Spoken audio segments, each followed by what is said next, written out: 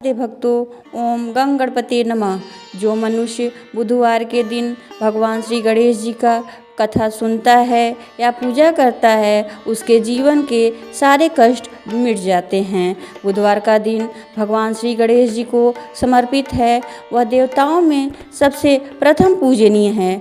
वह देवता जिन्हें हर कार्य में सबसे पहले स्मरण किया जाता है, जिनका नाम लेते ही सारे विघ्न दूर हो जाते हैं। जो व्यक्ति बुधवार की सुबह उठते ही गणेश जी की कथा सुनता है, उसका जीवन स्वयं प्रभु के आशीर्वाद से भर जाता है। उसके के सारे पाप, दुख और विघ्न मिट जाते हैं। जैसे सूरज की पहली किरण अंधकार को मिटाती है, उसी तरीके से भगवान गणेश का नाम लेते ही हमारे सारे कष्ट दूर हो जाते हैं। बुधवार के दिन गणेश जी की कथा सुनता है तो उसके घर की नकारात्मक शक्ति समाप्त हो जाती है और सकारात्मक शक्ति का वास होता है। घर में धन, सौभाग्य और शांति का वास होता है। व्यापार में उन्नति होती है, परिवार में प्रेम बढ़ता है। हमारा विवेक, हमारी सफलता, हमारे संस्कार सब उन्हीं पर निर्भर है। इसलिए यह दिन केवल पूजा का नहीं बल्कि आत्मा की शुद्धि का भी दिन माना जाता है। कहते हैं कि गणेश भगवान की पूजा करने से सारे विघ्न दूर हो जाते हैं और हमारे सारे कार्य बनने लगते हैं। आइए अब हम गणेश भगवान का स्मरण करते हुए कथा का श्रवण करते हैं। अगर हमारी कथा आपको अच्छी लगती है तो वीडियो को लाइक, सब्सक्राइब अवश्य करिएगा। आइए अब कथा का श्रवण करते हैं। प्राचीन भारतवर्ष के उत्तर में जहाँ हिमालय की गगनचुंबी चोटियाँ आकाश को चूमती और हरियाली की गोद में बर्फ की सफ़ेद चादर लिपटी रहती है, वहाँ एक अत्यंत समृद्धशाली गौरवशाली राज्य हुआ करता था। बसंतपुर इस राज्य की शोभा देखते ही बनती थी। चारों ओर ऊंचे मंदिर, सुंदर उद्यान और पवित्र नदियों का बहता जल इस नगरी को स्वर्ग जैसा अनुभव कराता था। एक शुभ मुहूर्त में रानी ने प्रथम पुत्र को जन्म दिया, जिसका नाम रखा श्यामकेतु। श्यामकेतु के जन्म पर बसंतपुर में उत्सव मनाया गया, मानो स्वयं देवी देवताओं ने पुष्प वर्षा की हो। श्यामकेतु बचपन से ही शांत स्वभाव से और बुद्धिमान था। अपने पिता की तरह धर्म के मार्ग पर चलने वाले थे, लेकिन नियति ने कुछ और ही सोच रखा था। कुछ वर्षों के बाद रानी ने एक साथ 2 और राजकुमारों को जन्म दिया। जिन राजकुमारों के जन्म के साथ पूरे राज्य में प्रकृति ने अपना रुख बदल दिया। उस दिन दोपहर में ही घोर अंधेरा छा गया। बिजली कड़कड़ाने लगी। बिना बादल ही सूखा अकाल जैसा वातावरण बनने लगा। राजा जयचंद्र का मन बहुत आशंकित हो उठा। उन्होंने रानी से कहा, हे प्रिय, इन दोनों के बालकों के जन्म के क्षण कुछ विचित्र घटनाएं हो रही हैं। मेरा हृदय कहता है यह कोई शुभ संकेत नहीं है। लेकिन ममता की मूरत रानी शिवकली ने इसे मात्र एक संयोग माना और अपने पुत्र को गले लगा लिया। इन दोनों राजकुमारों के भी नाम रखे गए, विचित्रवीर और दुर्मुख। जैसे इनका नाम था वैसे ही इनके लक्षण भी धीरे धीरे प्रकट होने लगे। जैसे समय बीता, श्यामकेतु एक आदर्श राजा के रूप में उभरा। वे प्रजा के बीच उनकी छोटी छोटी समस्याओं का समाधान करते। हर सुबह अपने माता पिता के साथ गणेश मंदिर जाते, लेकिन विचित्र वीर और दुर्गम की संगति, घमंड और चंचल क्रूर स्वभाव होने लगे। उन्हें ना तो भगवान के प्रति कोई रुचि थी और ना ही अपने माता पिता के प्रति कोई सम्मान था। वे राजकुमार हैं, इसलिए वे चाहकर भी कुछ नहीं कर सकते। जब श्यामकेतु धर्म ग्रंथों का अध्ययन करते और प्रजा को न्याय दिलाते, तब ये दोनों भाई आतंक मचाते। निर्दोषों को प्रताड़ित करते, उनसे जबरन वसूली करते। रात भर मदिरा के नशे में चूर होकर अनैतिक कार्यों में लिप्त रहते। राजा जयचंद्र ने कई बार उन्हें समझाने की कोशिश की, लेकिन विचित्रवीर और दुर्गम अपने पिता का ही उपहास करना शुरू कर दिया। वे कहते, पिताजी, आप और बड़े भाई श्यामकेतु किस मिट्टी के बने हैं? आप इन पत्थर की मूर्तियों के आगे सिर झुकाते हैं, जबकि असली देवताओं तो हम हैं। हमारे पास शक्ति है, सेना है, धन है। अहंकार इतना बढ़ गया कि उन्होंने भगवान गणेश के मंदिर के द्वार पर अपने सिपाही खड़े कर दिए ताकि कोई प्रजाजन अपनी पूजा ना कर सके। वे साक्षात विघ्न हर्ता का अपमान करने लगे। माता शिवकली की आंखों में आंसू होते। पिता जयचंद्र का सिर शर्म से झुक जाता, लेकिन पुत्र मोह और उनकी बढ़ती शक्ति के आगे विवश होने लगे थे। एक रात्रि जब राजा और रानी विश्राम कर रहे थे, विचित्र मुख और दुर्मुख ने अपने चापलूसी लालची सिपाहियों के साथ मिलकर महल पर कब्जा कर लिया। उन्होंने अपने ही माता पिता को शयन कक्ष से घसीटते हुए बाहर निकाला। अपने ज्येष्ठ पुत्र श्यामकेतु ने उन्हें रोकने का प्रयास किया तो दुर्मुख ने उन्हें तलवार तान दी और कहा, भाई तुम धर्म की बातें करते हो, अब काल कोठरी में बैठकर अपने देवी देवताओं को याद करना। उनकी काल रात्रि में विचित्रवीर और दुर्गम ने अपने माता पिता और बड़े भाई को जंजीरों में जकड़कर अंधेरी काल कोठरी में डाल दिया, जहां सूरज की एक किरण भी न पहुंच सके। वहां केवल अंधेरा था, चिलन थी, दुर्गंध थी। राजा जयचंद्र अपनी पत्नी शिवकली को इस महल में सिर आंखों पर रखा जाता था, जहां उनके अपने ही पुत्र ने भूखा प्यासा तड़पने के लिए छोड़ दिया। जब अहंकार अंधा हो जाता है तो अपनों और भगवान का अपमान स्वयं करता है, तो पाप का घड़ा एक दिन अवश्य भरता है। राजा जयचंद्र ने उस घर अंधकार में भगवान श्री गणेश का स्मरण करना नहीं छोड़ा। वे निर्बल आवाज में बोले, हे गणेश जी, आपसे प्रार्थना है, अगर हमसे कोई भी भूल हो गई तो हमें क्षमा करिए। अज्ञानी बालकों को सद्बुद्धि देना।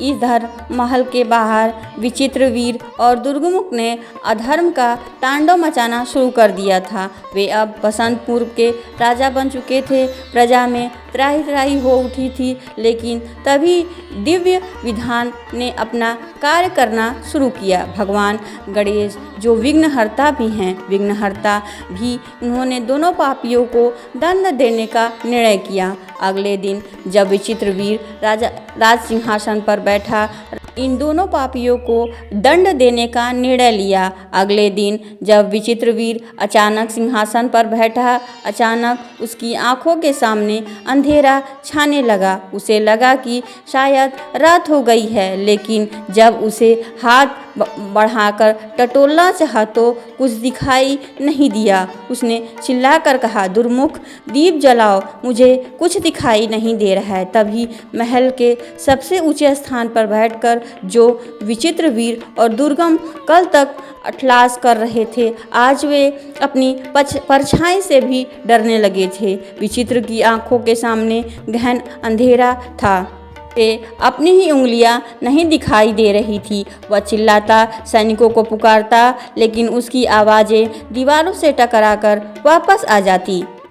दुर्मुख की भी पीड़ा का कोई अंत नहीं था। उसके शरीर पर बड़े बड़े घाव उभरे हुए थे। वे सामान्य रोग नहीं थे। उसके घाव में ऐसी जलन थी कि मानो भगवान अग्निदेव स्वयं प्रकट होकर उसके मांस को झुलस रहे हैं। महल के सबसे कुशल वैद्य बुलाए गए, जड़ी बूटियों का लेप लगाया गया, लेकिन जैसे कोई औषधि उसके शरीर को छूती वह तेजाब की तरह जलने लगता। भगवान गणेश का क्रोध था जो तब तक जागरूक था जब कोई अपने ही माता पिता का अपमान करता।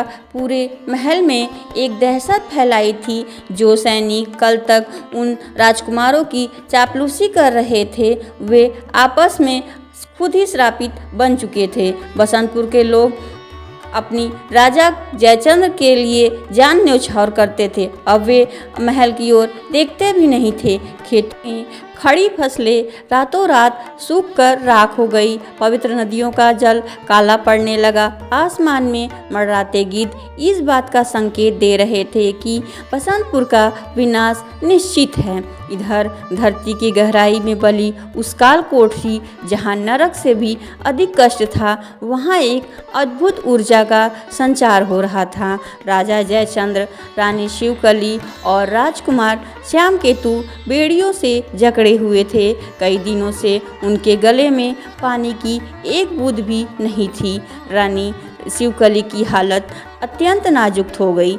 उनका सिर राजा की गोद में था और वे बार बार मूर्छित हो रही थी। श्यामकेतु ने अपने बेड़ियों को खींचते हुए अपनी माता के पास पहुंचने की कोशिश कर रहे थे, लेकिन लोहे के जंजीर उसके मांस को खींच रही थी। उसे कतार स्वर में कहा, पिताजी, क्या भगवान गणेश हमें भूल गए हैं? क्या हमारी भक्ति में कभी कोई कमी रही है? माता की यह दशा देखकर भगवान विघ्नहर्ता गणेश जी को हम पर दया नहीं आती। राजा जयचंद्र की आंखों में आंसू थे, लेकिन उन्हें अपने भगवान श्री गणेश पर पूर्ण विश्वास था।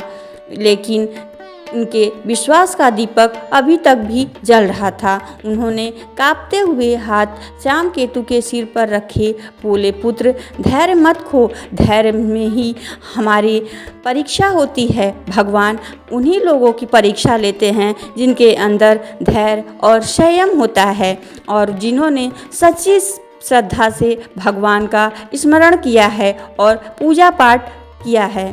गणपति बप्पा मौर्य गणेश भगवान कभी अपने भक्तों को नहीं भूलते हैं। जब अंधकार होता है उस समय हम भगवान हमारी सबसे बड़ी परीक्षा ले रहे होते हैं। अपने भक्तों की हमेशा परीक्षा लेते हैं कि क्या वो हमारी भक्ति में सच्ची भावना से जुड़े हैं या नहीं।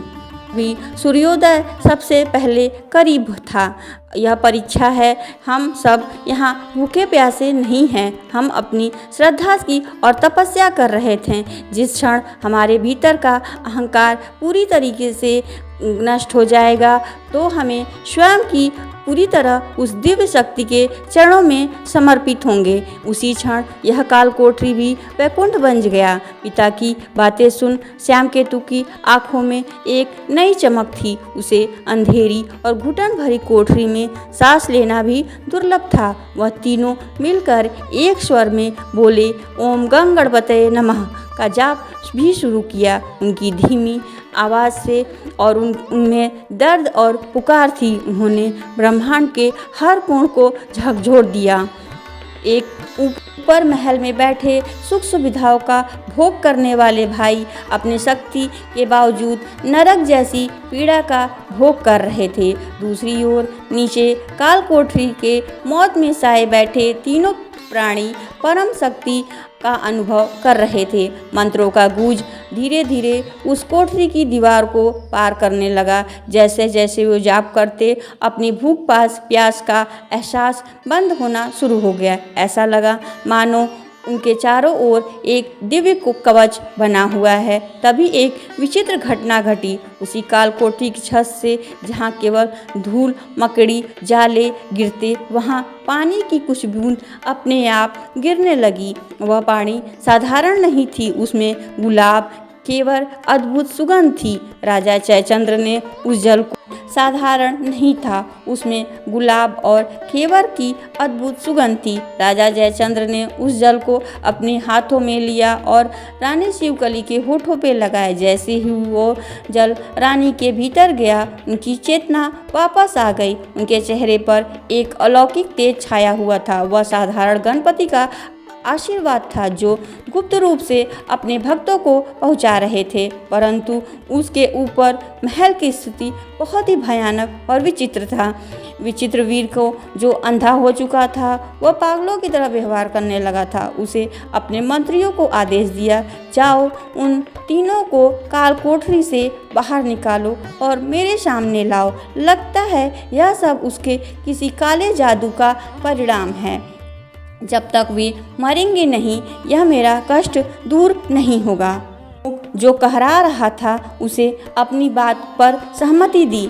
उन दोनों के मन में पश्चाताप की जगह और भी अधिक घृणा भर गई थी। वे समझ नहीं पा रहे थे कि वे किस आग में जल रहे हैं। वह अपने ही कर्मों की आग में हैं।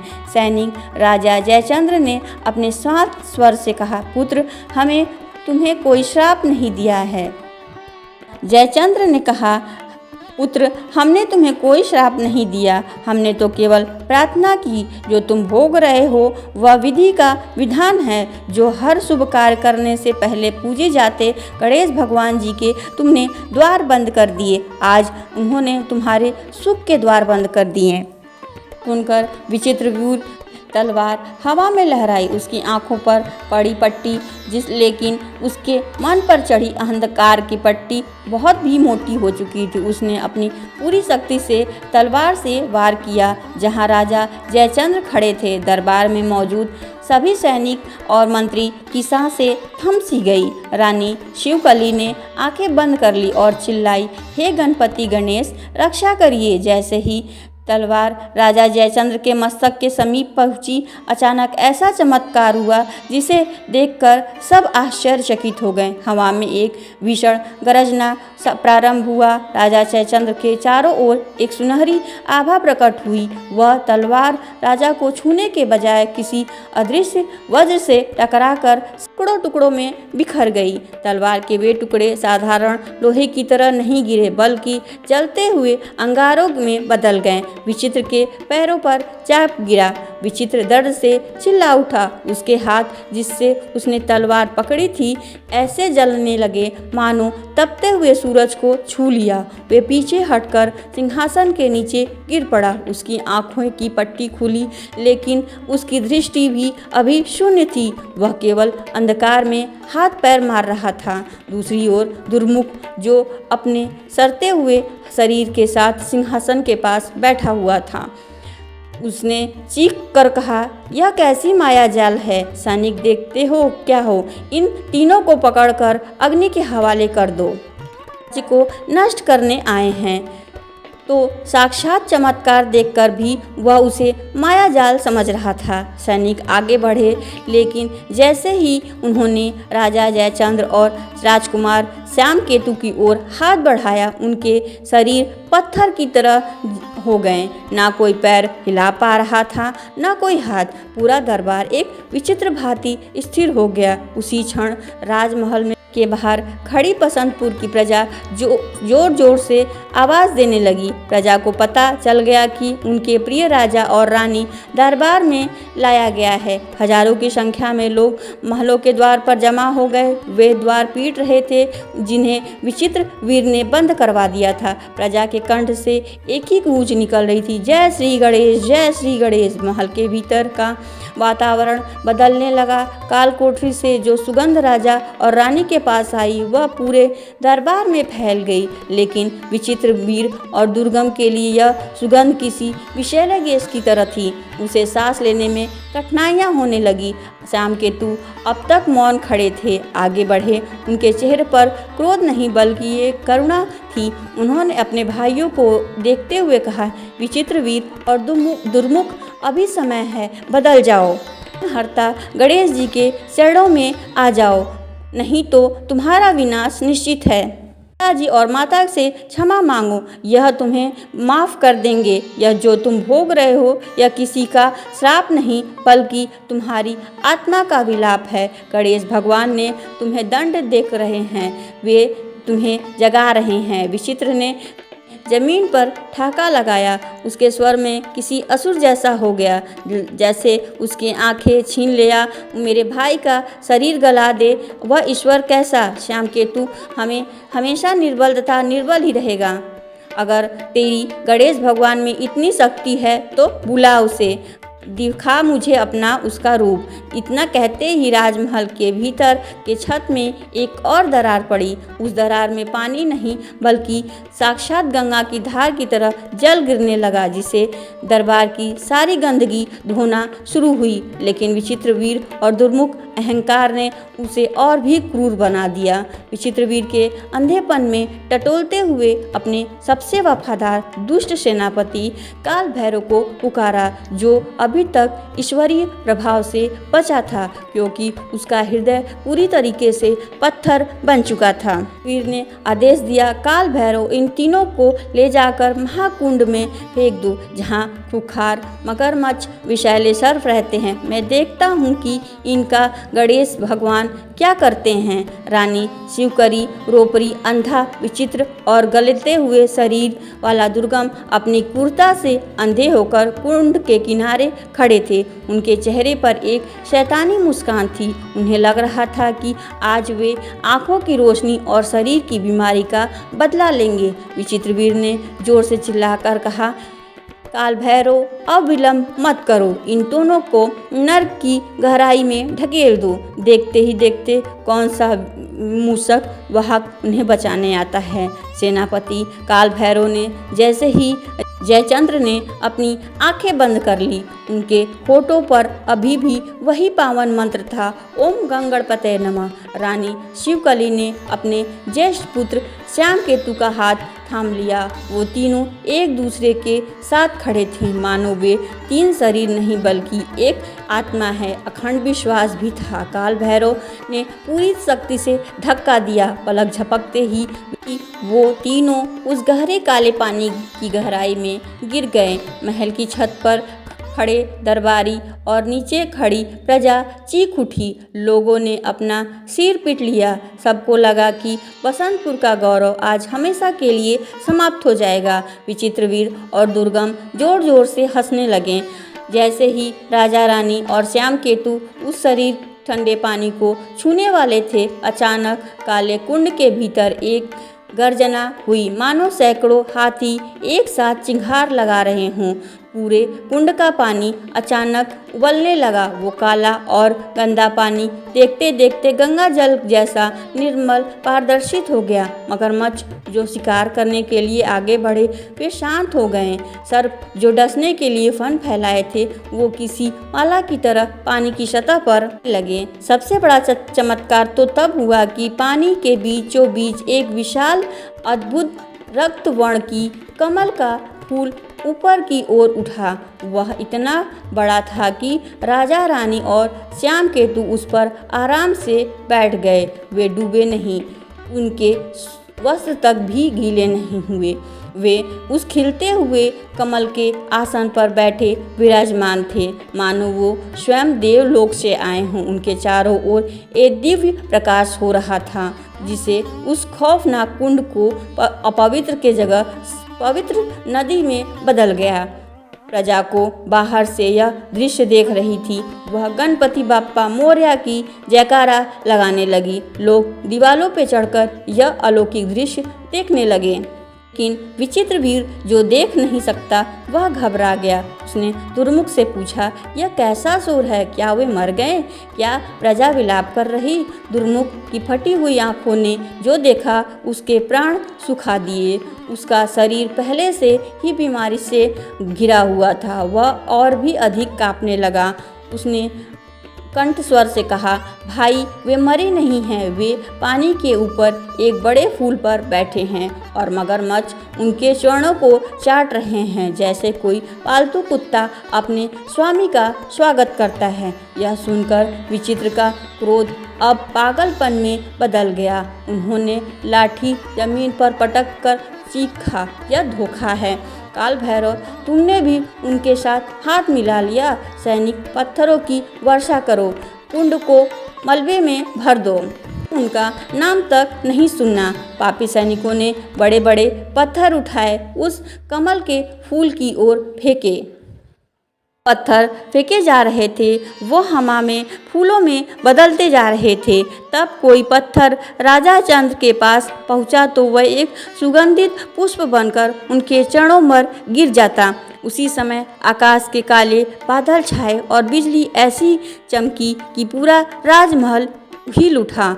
उस एक गंभीर और आवाज़ गूंजी जिसे विचित्रवीर और दुर्गम की हड्डियां तक कांप उठी। वह साक्षात मनुष्य का नहीं बल्कि साक्षात ब्रह्मांड का स्वर था। मूर्ख पुत्रों, जिस भक्ति को तुम अंधविश्वास कर रहे हो वह इस सृष्टि का आधार है।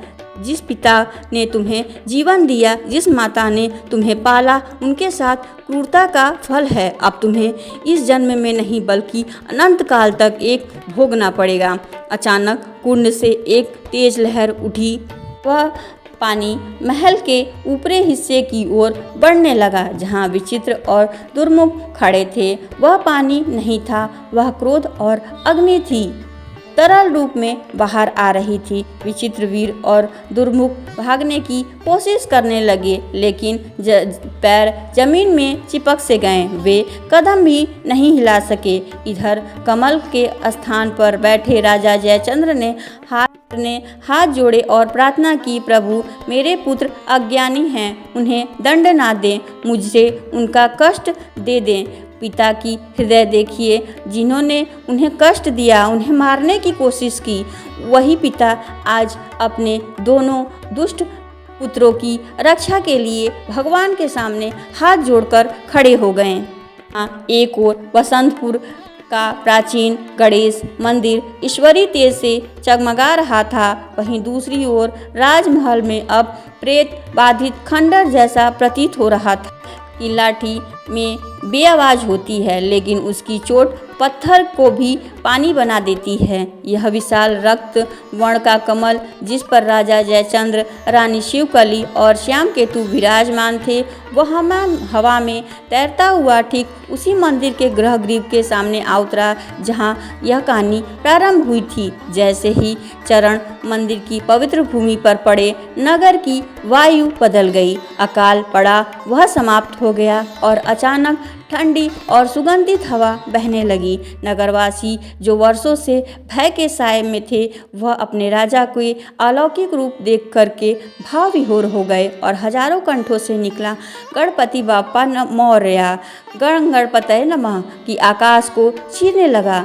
श्याम केतु ने मंदिरों की सीढ़ी पर चढ़कर प्रजा की ओर हाथ जोड़े और की आंखों में विजय का गर्व नहीं बल्कि भक्ति की विनम्रता थी। उन्होंने पुकारा, मेरे बसंतपुर के भाई बहनों, आज का दिन किसी हार या जीत का नहीं है। आज का दिन यह सिद्ध करने वाला है कि अधर्म कितना भी शक्तिशाली क्यों न हो, वह शक्ति सत्य के बढ़कर नहीं होता है। वह एक ओम की ध्वनि के सामने टिक नहीं सकता। हम सब भगवान का स्मरण करते विघ्न हरता गणेश जी का। इधर महल के भीतर जो दृश्य था वह किसी विश्व सपना जैसा था। विचित्र और दुर्लभ जो कुछ समय पहले अपनी सेना और धन के मद में डूबे थे, वो आज अकेले रह गए। उनके चापलूसी सेनापति काल भैरव को जैसे ही अपनी आँखों से ईश्वरीय चमत्कार दिखाई दिया, वह अपने प्राणों की भीख मांगता हुआ राज्य छोड़कर भाग गया। अब महल के समय उस कक्ष में केवल दो ही भाई थे, उनके साथ कोई भी नहीं था। उनका अनंत पाप था।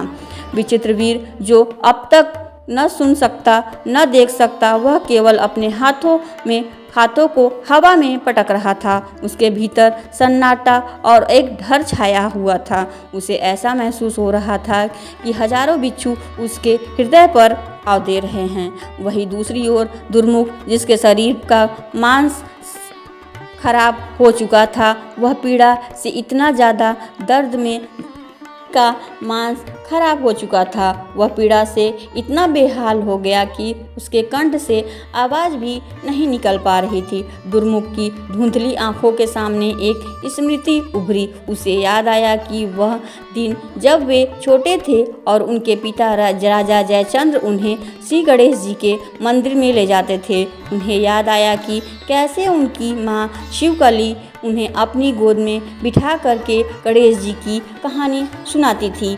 उस स्मृति ने उनके पत्थर जैसे हृदय में एक दरार डाल दी। अहंकार की जो दीवार उन्हें वर्षों में खड़ी की थी वह अब ढहने लगी।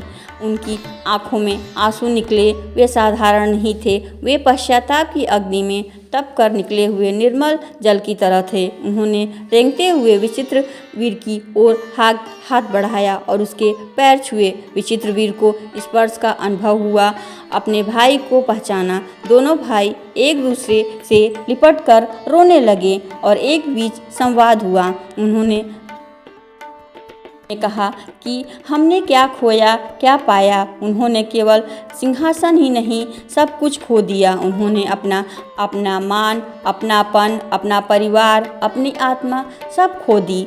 जब पापियों को अपने पाप का वास्तविक बोध होता है तो भगवान दंड नहीं दया में बदल जाते हैं। भगवान कहते हैं ना कि भगवान पापियों को नहीं बल्कि उनके पाप कर्मों को दूर करने की कोशिश करते हैं। धीमी सी गूंज सुनाई दी, वही मंत्र जो उनके पिता जपते थे। ओम गंग गणपतये नमः, ओम सिद्धि विनायक नमो नमः। दुर्गम ने अपनी पूरी शक्ति बटोरी और टूटे हुए स्वर से चिल्लाया, पिताजी माताजी हमें क्षमा कर दीजिए। हमें राजपाट नहीं चाहिए, हमें जीवन में भी कुछ नहीं चाहिए, बस हमें नरक से निकालो, हमारे भीतर जो जल रहा है। विचित्र ने भी अपने हाथ जोड़ किए और बिना कुछ दिशा में देखते हुए सिर झुका दिया। जहाँ मंदिर स्थित था उसके भीतर की तरह इतनी सच्ची थी कि वह सीधा मंदिर के गर्भगृह तक जा पहुँचा।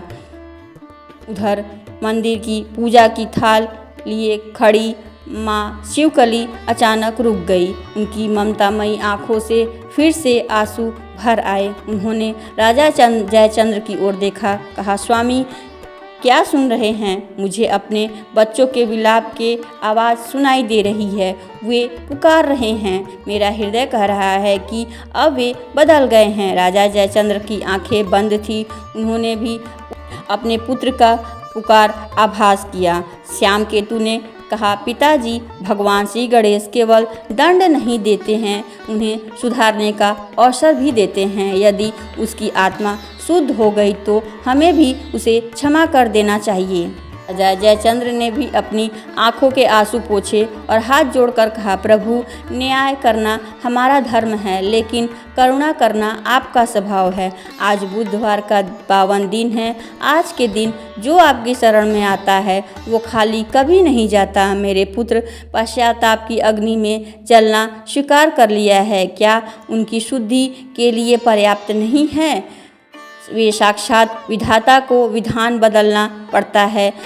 मंदिर की प्रतिमा मस्तक पर लगा सिंदूर अचानक चमकने लगा। एक गूंजती हुई वाणी सुनाई दी, जयचंद्र शिवकली, क्षमा का द्वार हमेशा खुला रहता है, लेकिन वहां तक पहुंचने के लिए स्वयं चलना पड़ता है।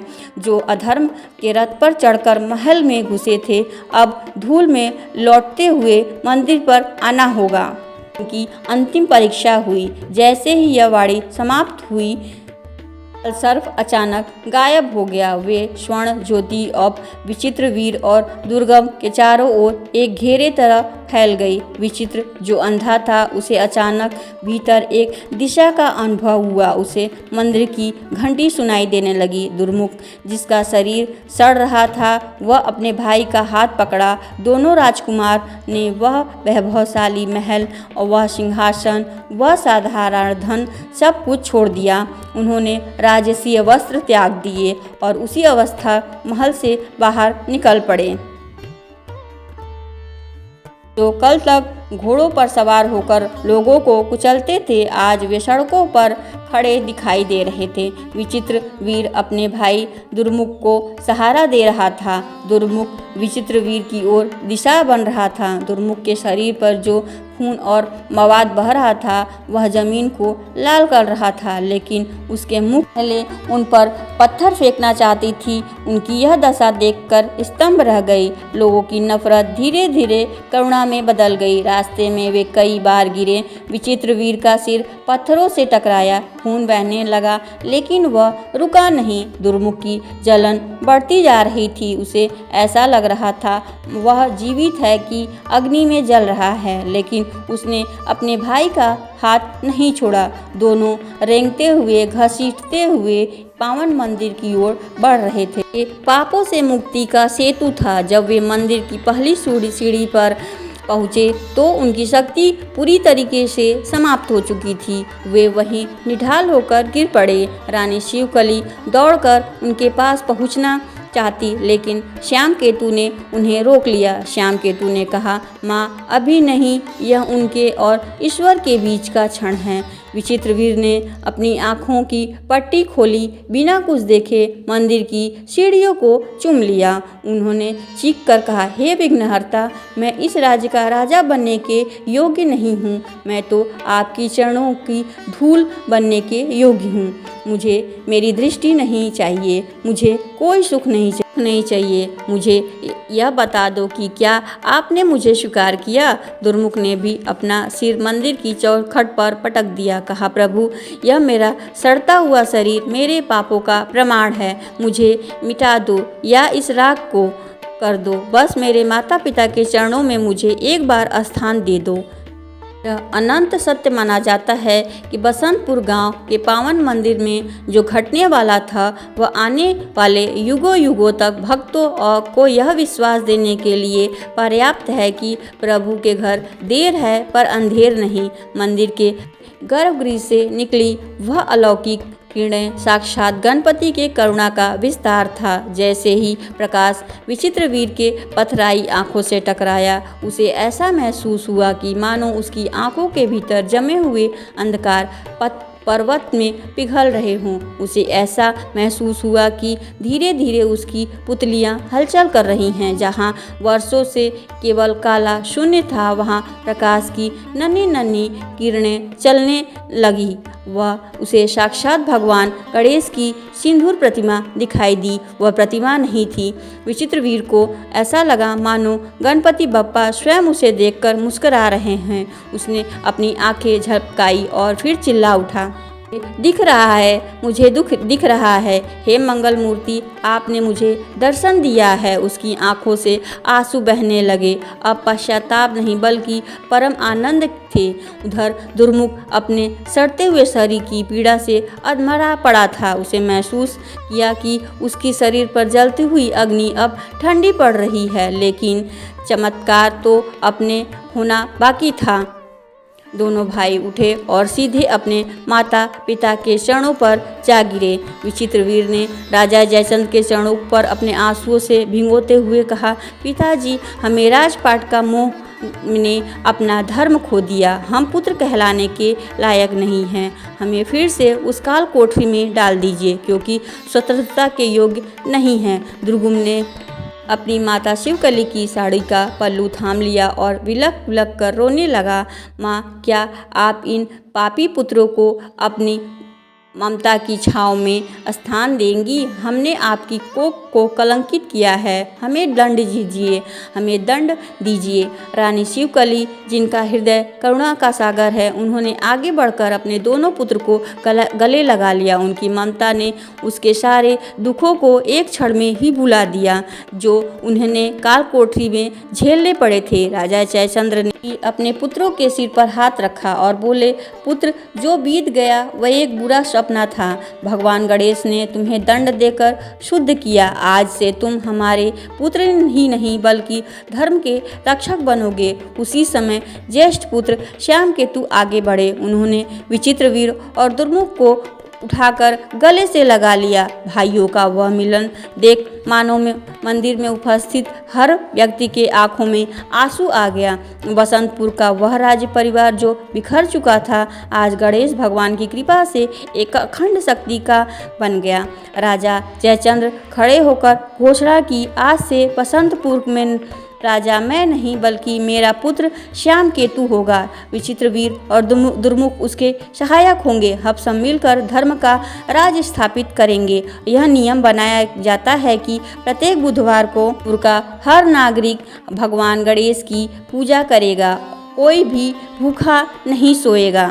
है कि जहाँ श्रद्धा होती है वहीं भगवान उपस्थित होते हैं। कहते हैं भगवान अपने भक्तों को कष्ट अवश्य देते हैं, लेकिन वो उनके परीक्षा का समय होता है। उसके बाद अपने भक्तों की कृपा करके उनकी जीवन ही दिशा बदल देते हैं।